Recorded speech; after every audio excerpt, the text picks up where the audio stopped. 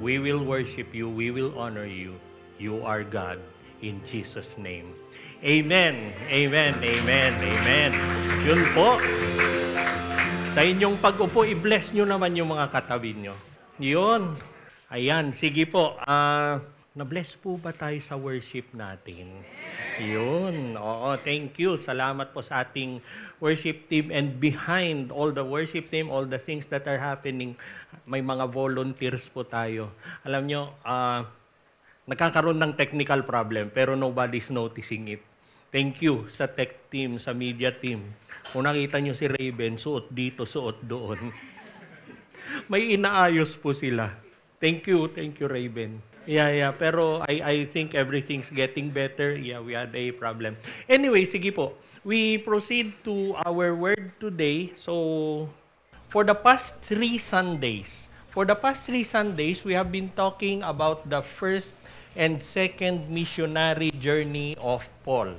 Pinag-uusapan po natin yung first and second missionary journey ni Paul. All this happened, lahat ng ito ay nangyari po after the diaspora. Yung diaspora po, yun yung after na martir, pinatay si Stephen. And then the Sanhedrin was saying na, tapos na, wala na. Akala nila, yung mga nagpipreach, yung mga nag-a-advance ng Jesus na yan, akala nila wala na. After Stephen was martyred, ano ang nangyari? Yung mga believers, they all left Jerusalem. Ang natira ay yung mga yung mga apostles, sila ang natira sa Jerusalem. Pero the Jews brought with them the gospel message and they started sharing outside Jerusalem. Kaya lalo pang napabilis yung pag-grow ng church. We talk about missionary journeys. Pero did it ever occur to you, natanong na ba natin ng ating mga sarili, bakit ba may missionary journey in the first place? Kailangan ba yon? Why is there a need for a missionary journey? Missionary journeys existed because God is a sending God. Truth as it is, God is a sending God, backed by Scripture, backed by writings of theologians. Yung missionary journeys, they existed. Sabi nga natin, dahil ito ay plano ng Panginoon. The gospel has to be proclaimed and Jesus has yet to be known. Sa mga journey po ni Paul, anong nangyari? We have seen in the first 2-3 weeks na churches were planted, disciples were strengthened, yung mga leaders, they were equipped, they were raised, they were equipped, and something notable dun sa mga disciples that they even used yung mga suffering nila as a platform to witness. Hindi po ito naging dahilan para urungan nila yung gospel message. They were there and every one of them they were there to advance God's kingdom. Yung mga missionary journeys ay hindi po idea ni Paul. Alam po natin yan. Pero ito po ay command ng Spirit sa kanya to take the gospel where people needed Jesus. Mission is not primarily an activity of the church, but an attribute of God. God is a missionary God. Sabi ni David Bosch. Each journey extended the kingdom. Maraming churches na bago, and then they were shaping leaders that para mag-multiply ang leaders, mag-multiply ang churches. And even in suffering, si Paul, he used it as his testimony that the gospel cannot be chained. Hindi po pwedeng pigilan ang gospel. The journeys remind us na yung mission ng Panginoon continues up to today. Hanggang ngayon po. And each of you who hears this message today, we are all called. Lahat po tayo ay tinatawag ng Panginoon. All too familiar sa atin ay yung scripture na Acts 1:8. At ang sabi nga po dyan, and to the ends of the earth. Dadalhin ang mensahe ng Ebanghelyo to the ends of the earth. Which means na maski wala na yung mga apostles, yung mga disciples of that time, yung instruction na to the ends of the earth ay nandito pa rin hanggang sa atin ngayon. And then dito po sa John 10:16, sinabi ni Jesus, it is Jesus speaking here na, I have other sheep that are not from this sheep pen. Hindi lang Jew. Hindi lang Jew, sabi niya. I must bring them also and they will listen to my voice. Then there will be one flock, one shepherd. One flock, one shepherd. Si Jesus pa lang, tinatakda na niya na magkakaisa lahat yan. Kaya gusto niyang mangyari yan. Anong nangyari po? God paved the way for the missionary journeys. Anong ba ang nangyari? Siyempre, they were anointed by the Holy Spirit. Tapos minartir, pinatay si Stephen. Paul was converted. Saul was converted. Paul, Saul, pareho yon. Tapos after that, naisama ang Gentiles. Kung maalala po natin yung kwento ni Cornelius, yun po yung turning point actually kasi naisama na ang Gentiles. Pero after that, tragedy struck, pinatay si James, and then si Peter nakulong, pero si Peter was released miraculously mula dun sa kulungan. But after all that na nangyari, anong nangyari? Namatay po si Herod. Namatay si Herod and the way was cleared already. Kaya nga nung nagdadasal yung mga apostles, then suddenly nagsalita si Holy Spirit, set apart for me Barnabas and Saul for the work to which I have called them. Aba, may kailangan palang gagawin si Paul and Barnabas. Kanya po, nagsimula yung first missionary journey. It is pioneering evangelism and planting new churches. Yun po ang goal nung first missionary journey. Kaya nga dun sa verse 47, chapter 13, for this is what the Lord has commanded us, I have made you a light to the Gentiles, to bring salvation to the ends of the earth. Anong ginawa ni Paul and Barnabas on the first missionary journey? They broke ground. They broke ground and they started preaching Jesus sa mga hindi pa nakakakilala sa Kanya. Saan sila pumunta? Asia Minor, and they were modeling obedience to the Spirit's instructions. Today, mahalaga pa po yan. We are called to be pioneers likewise. Pag sinabi pong pioneer kasi, ito po yung madalas you hear it sa mga missionaries, sa mga pastors. We fish from the ocean. Binanggit ni Pastor Doms ito noon. Nung tinawag niya si Peter and Andrew, follow me and I will make you fishers of men. Behind them was the Sea of Galilee. We fish from the sea, we don't fish from the aquarium. Kung meron na po kung meron na pong nakapag-reach out to somebody, then let God work in and through them.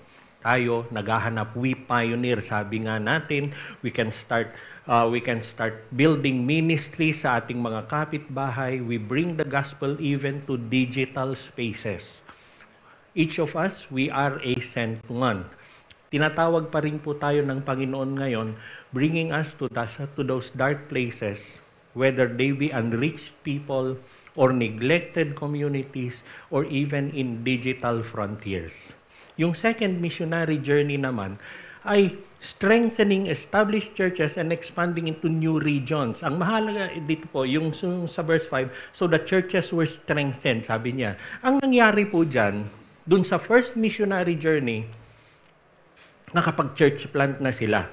So meron ng churches, pero hindi nila pinabayaan, binalikan pa rin nila. When we plant churches, when we start ministries, hindi dahil umaandar na ng maayos yon ay pababayaan mo na. Let alone, baka hindi mo na pinagdadasal. Huwag pong ganon. We still go back to them, kumustahin mo man lang and strengthen them. So, binalikan nila and they expanded again. They kept on expanding into new regions, into new frontiers, sabi nga po natin. So, we need to be both. We need to be both to nurture yung existing churches, existing ministries, new Europe. Sabi nga dito, Europe na kasi yan eh. So, whether ito ay campuses or cities or workplaces or other communities, we need to go. We have to go and we strengthen what is already existing. Mission is not is not just about reaching new ground, church. Hindi po. It is also about helping believers mature. Tapos dumating ang third missionary journey, which will be our topic today, deep discipleship, doctrinal teaching, and preparing leaders. Aba, lumalim na. Lumalim na siya. Yun na yung purpose nila. Nagturo sila. We will see later in Ephesus, 2 years na nagtuturo si Paul doon. And they were equipping would-be and already existing shepherds. So, ang third missionary journey emphasizes on depth and maturity. Depth and maturity, and hindi po growth in numbers. Numbers are good, but depth is more important. Yung mission is not only about starting something new, pero it is giving deep discipleship. May adjective na si discipleship ngayon. Deep discipleship na. So, ibig sabihin, whether it is a new church, new leaders, or existing na matagal ng mga leaders, pero hindi po tayo makukontento sa surface level faith, kung yung term doon. Which means, we are being prepared to stand firm, and we will teach sound doctrine, and we will multiply disciples. Hindi na mababaw na pananampalataya ang meron na pag nauga ay bibigay. Hindi po. Mission succeeded when leaders were equipped. So, yung healthy shepherds resulted to healthy churches. Yung fourth missionary journey is a matter of debate sa mga scholars. Yung fourth missionary journey. Sabi nila, hindi na. Pero it is important to understand that it is still a missionary journey. Bakit? Kasi, nung pumunta si Paul, di ba nung tinatanong si Paul, nag-appeal siya to the emperor. So, nung pumunta siya sa Rome, he was still witnessing through suffering and testifying before rulers. Nakakulong siya. Anong ginawa niya? Ni-reach out niya yung mga gwardya. Tapos nung kausap niya yung mga leader, wala siyang bukang bibig kundi ang Panginoong Jesus. So he was still reaching out.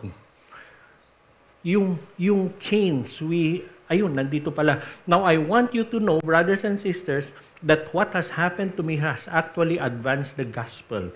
You could read up to verse 14 and you will see kung ano yung dinescribe ni Paul dyan. So, ang sinasabi niya, yung paghihirap, yung parating na kamatayan ko, it will still advance the gospel. Even hardships, trials, or persecution, the gospel cannot be stopped. Hindi po pwede. Yung mga paghihirap natin, yung mga challenges po natin, yung endurance po natin is a testimony of the God that we proclaim. Parang si Paul, tayo ngayon, we can turn our suffering into witness. Saan man yan, sa ospital, sa korte, sa luneta, even in hostile environments. Our sufferings will witness about our God. Lahat po nung sinabi ko about the missionary journeys, to put it in one slide ay ito. Yan po siya. First journey, start something new. Tapos ano yung scripture niya? Up to the fourth journey, witness in suffering, gospel in chains, yet free. Sabi natin. Now, I want you to look at this very well. Paano kaya kung ito, yung nasa kanan, look very well.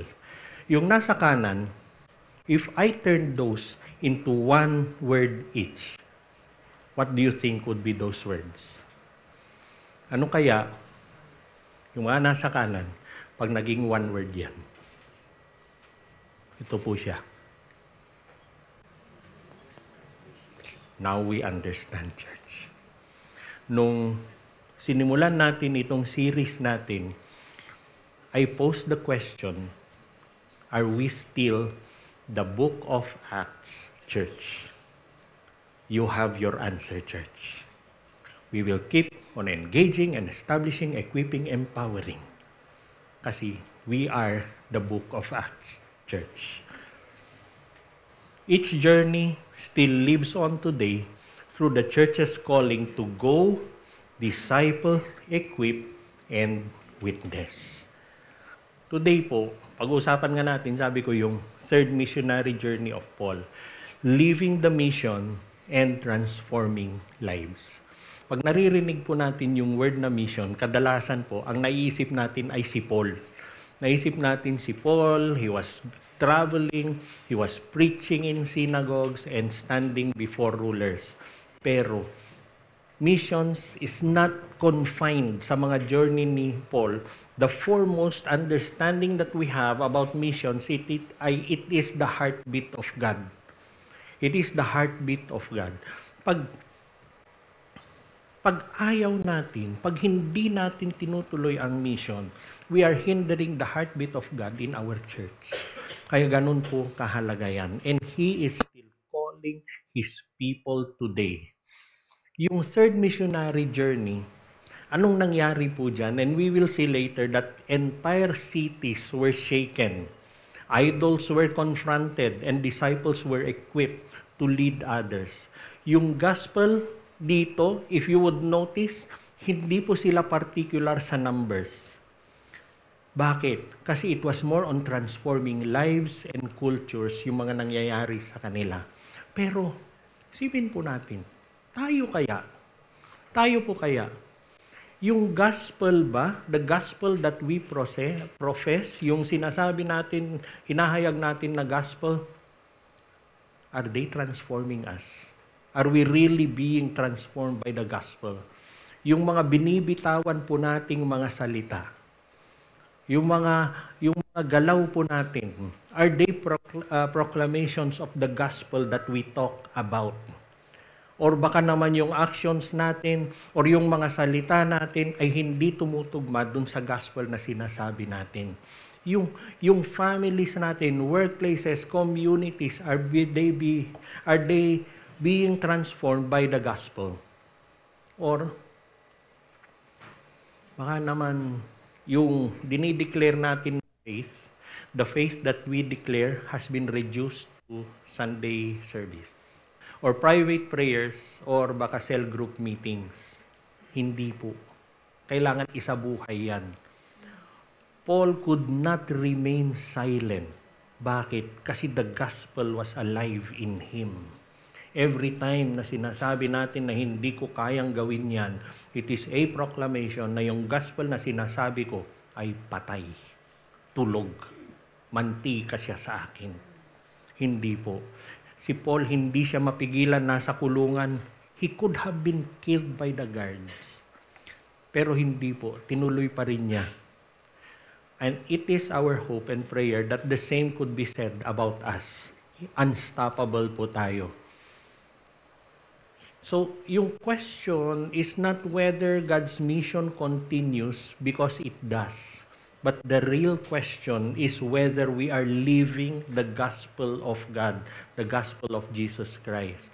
To live the mission na sinasabi po natin is to embrace a life that is surrendered to Jesus. Parang Paul. Na yung surrendered life should bring transformation. It should bring transformation. Kaya nga hindi totoo yung sinasabi sa atin na pag yung Jesus mo ba tinanggap ko, magagawa ko pa rin yung mga dati kong ginagawa. Kalokohan po yun. When we have the gospel and we start living the gospel, transformation happens.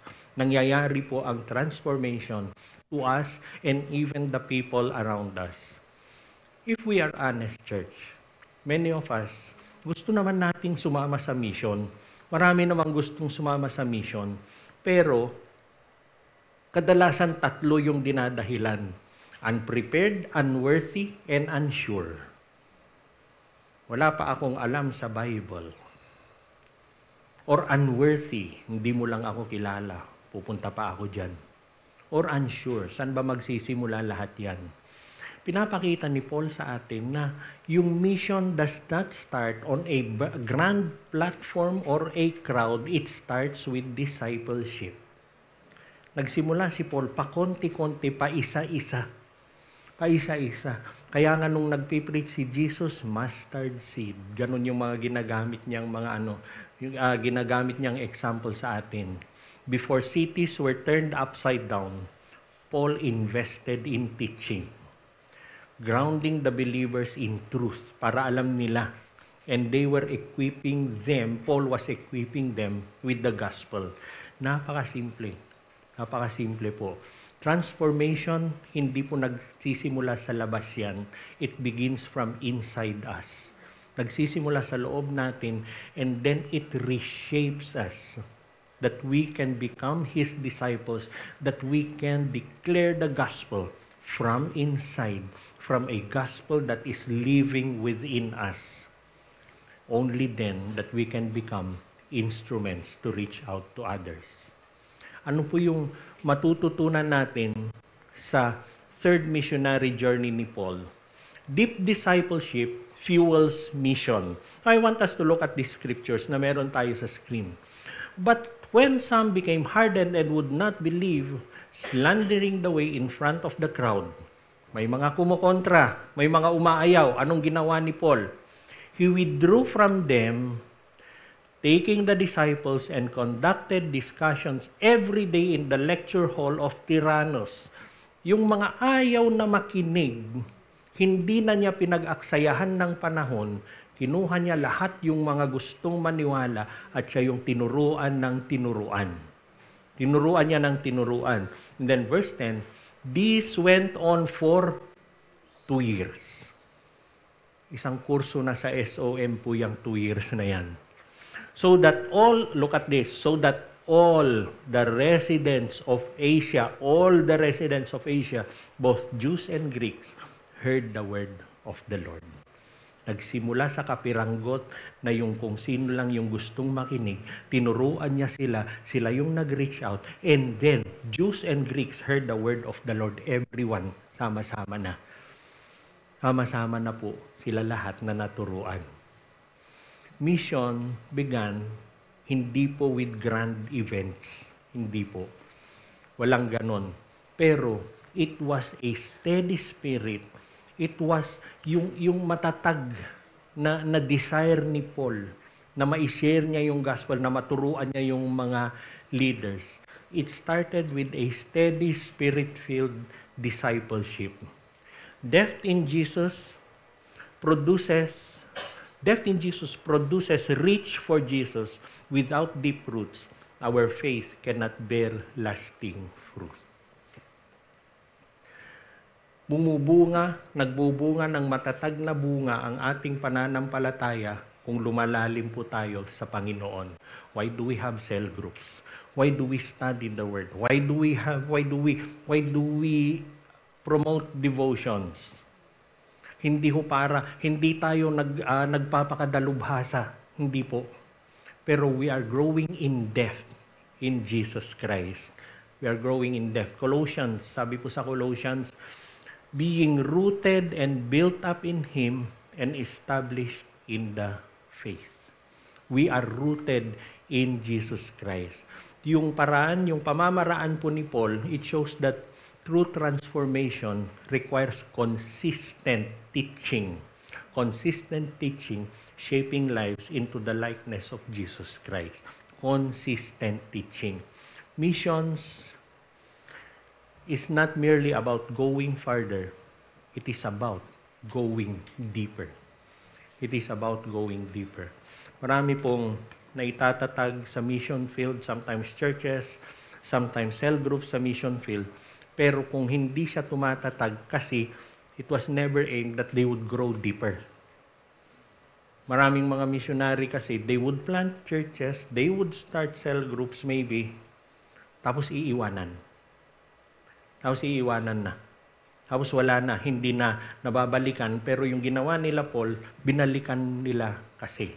Meaning, do not settle for shallow faith. Dig deep into God's Word, and your life will overflow into the mission field around you.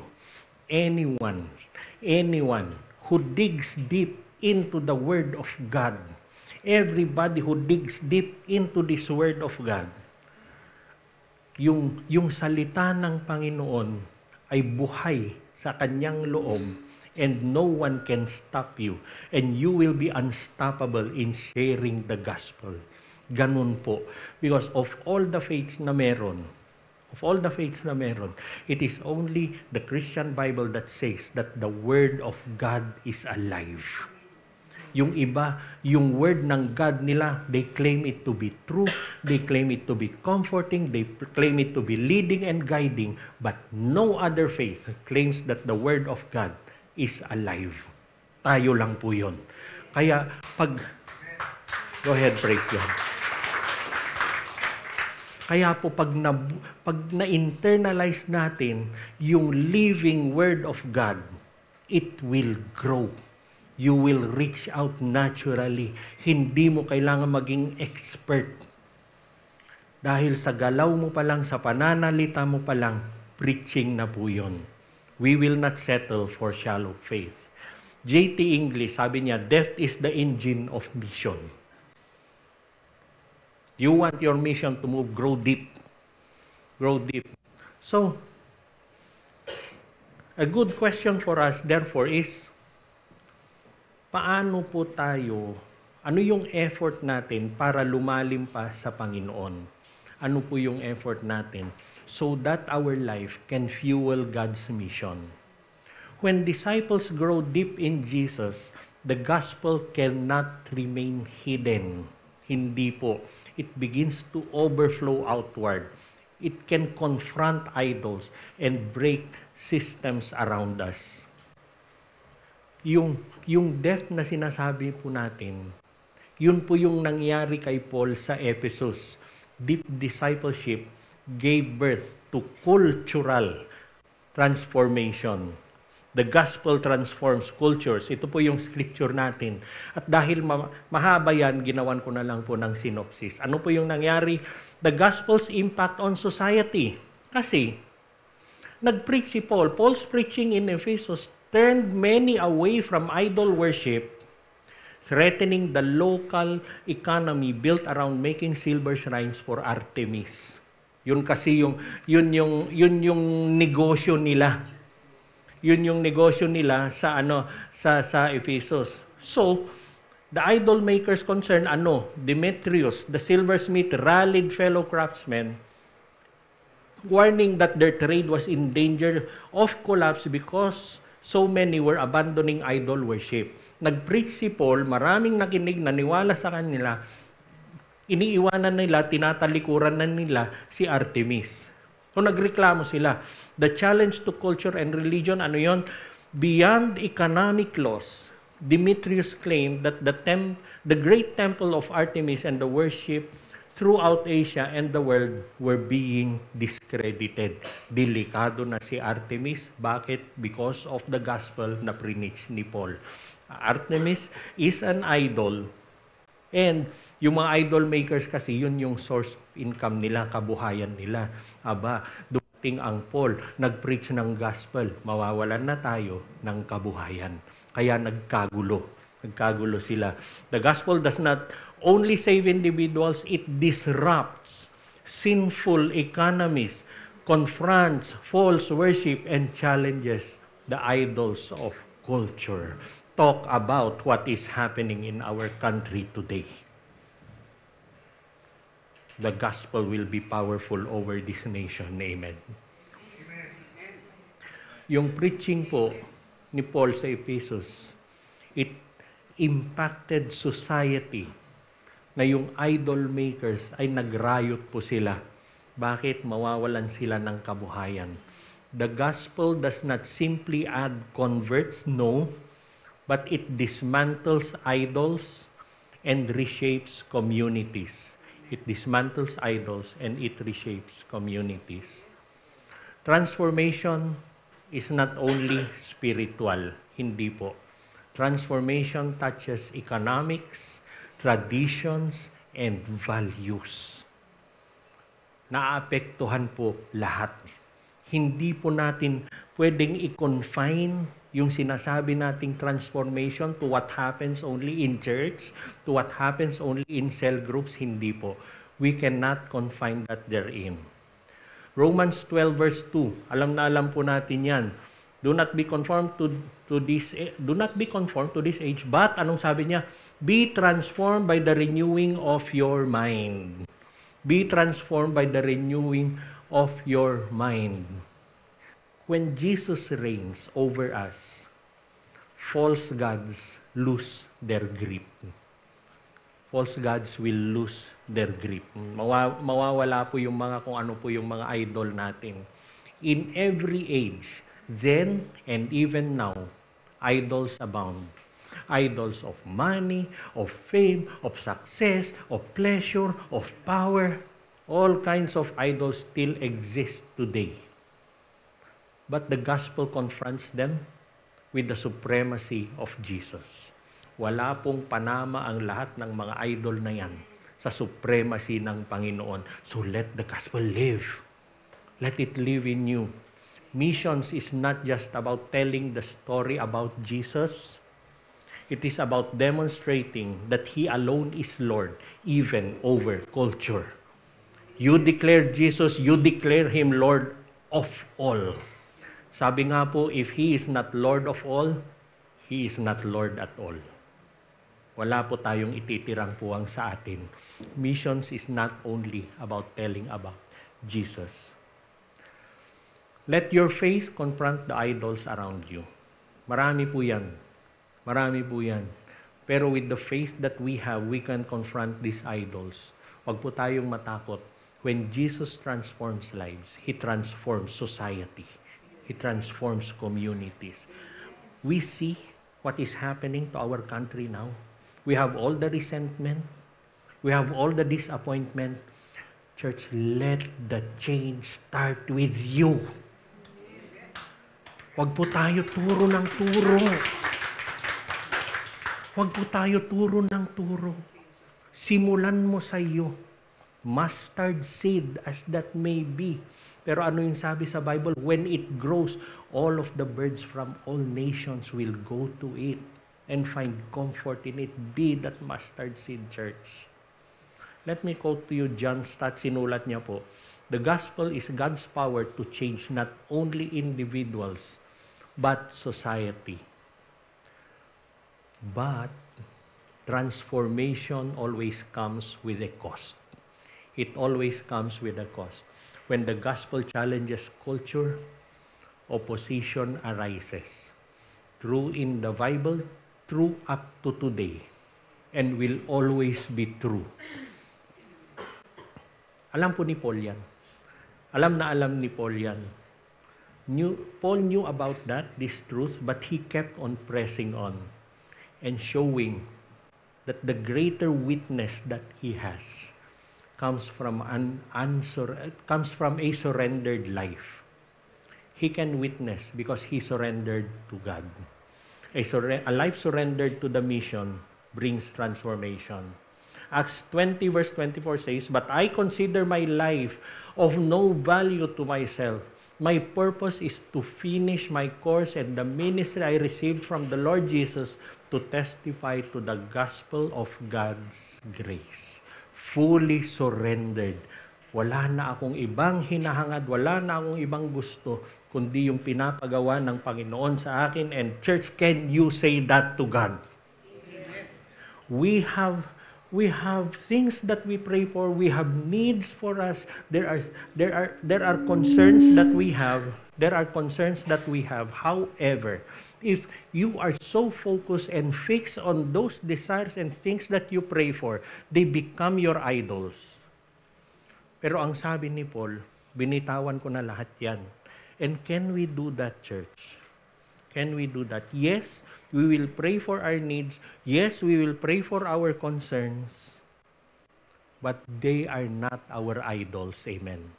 Hindi po yun yung mga idols natin. Yung surrender ni Paul, it gave way for the gospel. It gave the gospel an unstoppable momentum. Mission advances through lives laid down, not comfort preserved. Not comfort preserved. Ang mga missionary, they know this very well. They know this very well. If you are in the mission field, and you are comfortable, start questioning your mission field. It never was, it never will. Yes, you will be provided. Pero ang missionaries, marami po silang pangangailangan. Marami po silang pangangailangan. Ganun din po tayo when we set out on mission for God. We have needs. And much important, as they do have needs, we can also support them. We can also support them. Marami pong pangangailangan ang mga missionaries. Yes, hindi po, wag po nating masamain kung minsan medyo maganda-ganda yung buhay nila, medyo masarap yung ulam nila. Praise God when that happens. Pero may pangangailangan po sila. If the Holy Spirit tells you to give or to share or to go to that mission field, please go. Please do so. Please do so. There is a book ang title, The God Ask. Sinasabi po ng book na yon na ang missionary, ang trabaho niya ay yung ginagawa ni Paul to share the gospel. Hindi po trabaho ng missionary ang mag-raise ng support para sa sarili niya. Whenever a missionary is in need, be very, very sure that it is God who is asking for His mission. Pag yun tinanggihan mo, si God ang tinanggihan mo. Pag yun inayawan mo, si God ang inayawan mo. And dare you say that you are praising the same God? Hindi po. Jesus Himself said, "For whoever wants to save his life will lose it, but whoever loses his life because of me will find it." Transformation comes when we yield our rights, ambitions, and fears to the call of Jesus. Yung buhay ni Paul ay isang paalala po sa atin that surrender is not a loss. Hindi po. It is a gain for both ourselves and the generations touched by our obedience. Bakit? Kasi ang sabi po sa law of Moses, anyone who obeys, anyone who honors God, He will bless up to 1,000 generations. Can you dare even think how far that could be? Baka nabe-bless po tayo ngayon kasi may nag-obey noon. And would you be the start also of the 1,000 generations and keep it going, church? Can we do that? Wag po tayong kumapit. Wag po tayong kumapit sa hindi nagtatagal. Yes, we do have needs, but they are not our gods. They are not our gods. Why don't we surrender them to Jesus and our life will bear fruit? Alam po natin yung missionary na si Jim Elliot. Gustong-gusto ko yung quote niya na ito. He is no fool who gives what he cannot keep to gain what he cannot lose. You are never a fool, church. When you let go and surrender to God what you cannot hold, because you will gain what you cannot lose. In the end, you will hear those words, "Well done, good and faithful servant. Enter into your master's joy." Would you find that joy here today?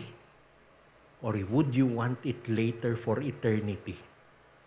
Yung sa mundo, may sukat, may hangganan. Or gusto mo yung mangyayari sa Panginoon?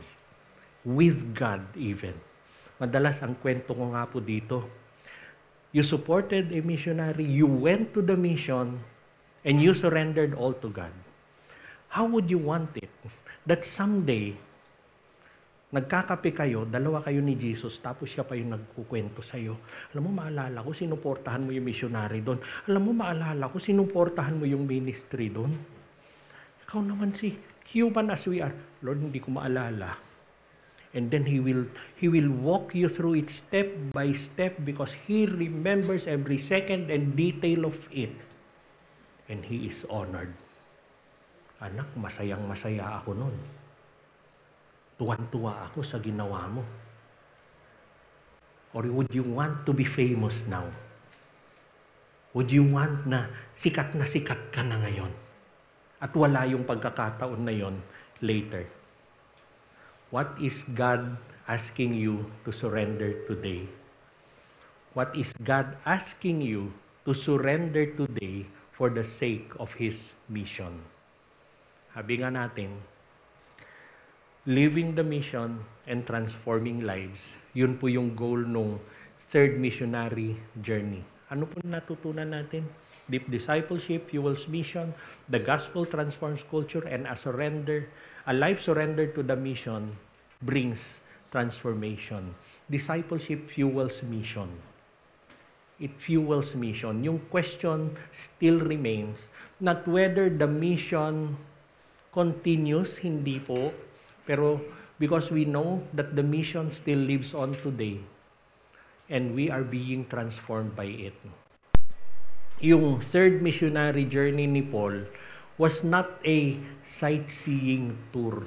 Hindi po RNR yan. Nakadalawa na kasi RNR naman tayo. Hindi po, walang ganun kay Paul. It was a spirit-driven movement. It changed lives. It tore down idols. It raised leaders. It raised leaders who would carry the gospel beyond the reach of Paul.